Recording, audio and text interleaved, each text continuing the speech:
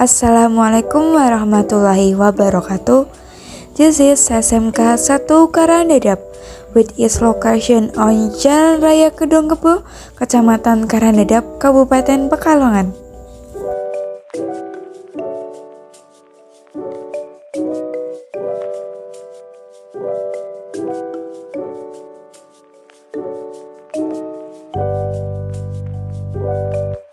The school has six majors namely TBSM, Teknik Bisnis Sepeda Motor, TKRO, Teknik Kendaraan Ringan Otomotif, TP, Teknik Pengelasan, TK, Teknik Kelistrikan, TB, Tata Busana, dan yang terakhir MPLB, Manajemen Perkantoran dan Layanan Bisnis. Hello everyone, let me introduce myself. My name is Elsa Aprilia Asyara. I'm from class 10 MPLB 1 in Marcus MPLB. MPLB is one of the communities skilled 10 student all typing of office starting from 10 finger typing, telephoning, typing master, calculating, public speaking, filling, and business marketing. Dalam video kali ini, saya akan menjelaskan materi mengenai telepon dan cara bekerja telepon itu bagaimana. Yuk simak videonya bersama-sama. Pengertian telepon menurut Kamus Besar Bahasa Indonesia diartikan sebagai pesawat listrik yang cara bekerjanya memanfaatkan kawat agar bisa untuk berkomunikasi antara dua individu yang berjauhan. Sedangkan menurut kampus administrasi perkantoran, telepon diartikan sebagai suatu alat untuk menyampaikan warta dari pihak satu ke pihak kedua. Jadi dapat kita simpulkan pengertian telepon itu adalah pesawat listrik dengan kawat untuk bercakap-cakap antara dua individu yang berjauhan. Nah, sekarang kita bahas bagaimana cara bekerja telepon. Cara bekerja telepon memiliki 5 langkah yang dapat kita pelajari, yaitu 1. Jika ada seorang penelpon, maka suara penelpon tersebut akan ditangkap oleh alat mikrofon. 2. Mikrofon mengubah suara penelpon menjadi sinyal listrik. 3. Sinyal listrik disalurkan melalui kabel ke pusat telekomunikasi. 4.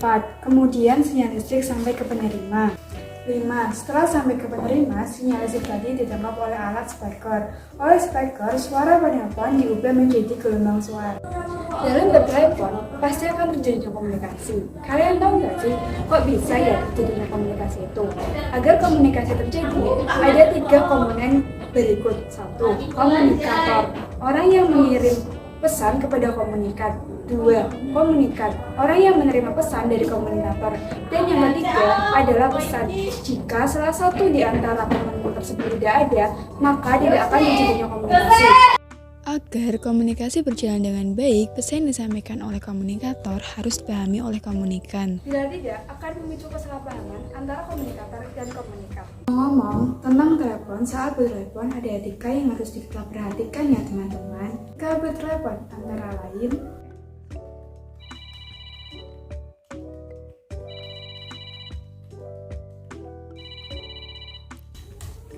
mengangkat telepon tidak lebih dari 3 kali berdering.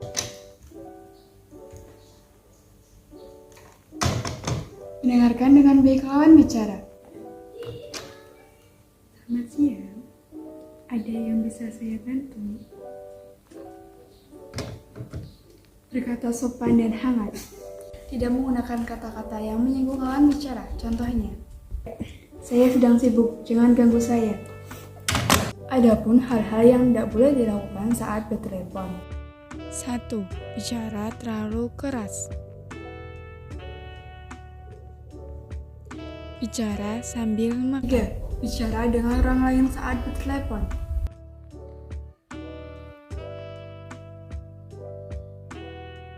4.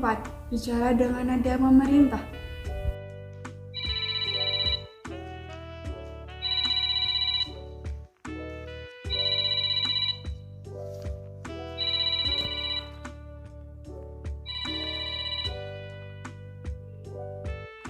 5. Membiarkan penelpon menunggu terlalu lama.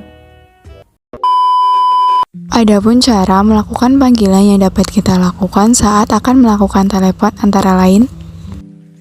1. 1. Siapkan nomor yang akan dituju. 2. Tekan nomor telepon yang akan dituju. 3. Ucapkan salam dan sebut identitas seperti selamat pagi dengan saya SMK 1 Karangdedek. 4. Sampaikan maksud dan tujuan. 5. Ucapkan salam penutup. 6. Tutup sambungan telepon. Ada pula cara menjawab panggilan dengan baik dan benar. Mari kita simak video berikut ini. Standar kerja dalam menjawab telepon dapat dilakukan dengan langkah sebagai berikut. 1. Segera angkat genggam telepon apabila berdering. 2. Ucapkan salam setelah si penelpon menyampaikan salam. 3. Tanyakan nama, identitas penelpon, maksud dan tujuan bertelepon. 4. Apabila orang yang dituju tidak ada di tempat, maka sampaikan dengan baik dan tawarkan bantuan untuk meninggalkan pesan. 5. Apabila penelpon berkenan meninggalkan pesan, catatlah pesan tersebut pada lembar pesan telepon. 6. Simpulkan hal-hal penting selama berbicara sebelum pembicaraan berakhir, biasanya berupa penegasan dari pesan yang ditinggalkan. 7. Mengucap salam setelah penelpon menutup pembicaraan. 8. Menutup gagang telepon setelah penelpon menutupnya. Apa itu dokumen telepon? Dokumen telepon merupakan catatan yang disiapkan dan dihasilkan sebelum dan setelah melakukan pembicaraan telepon. Contoh format block note. Dalam pencatatan block note perlu diperhatikan hal-hal sebagai berikut. 1. Hari dan tanggal proses telepon terjadi. 2. Kepada siapa isi pesan itu ditujukan. 3. Waktu terjadinya proses telepon terjadi. 4. Dari siapa pesan itu dibuat. 5. Jabatan si pembuat pesan. 6. Dari perusahaan atau kantor mana si pembuat pesan dengan alamat yang jelas. 7. Nomor telepon. 8. Isi pesan yang disampaikan. Dan yang terakhir yaitu tanggal batas konfirmasi pesan oleh perusahaan Anda. Dalam bertelepon, block note digunakan pada saat melakukan panggilan telepon agar komunikasi dalam bertelepon dapat berstruktur dan jelas. Block note juga dapat digunakan sebagai catatan sementara dalam menjawab panggilan telepon agar lembar pesan telepon tercatat dengan rapi.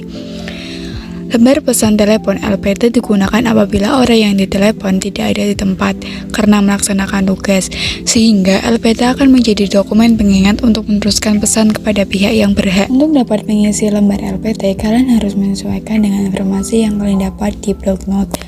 Untuk mengisi lembar LPT cukuplah mudah karena kalian hanya perlu menyalin kembali informasi yang ada di block note ke dalam lembar pesan telepon LPT. Yang perlu diperhatikan dalam penulisan lembar LPT adalah pesan yang ditulis haruslah singkat dan jelas.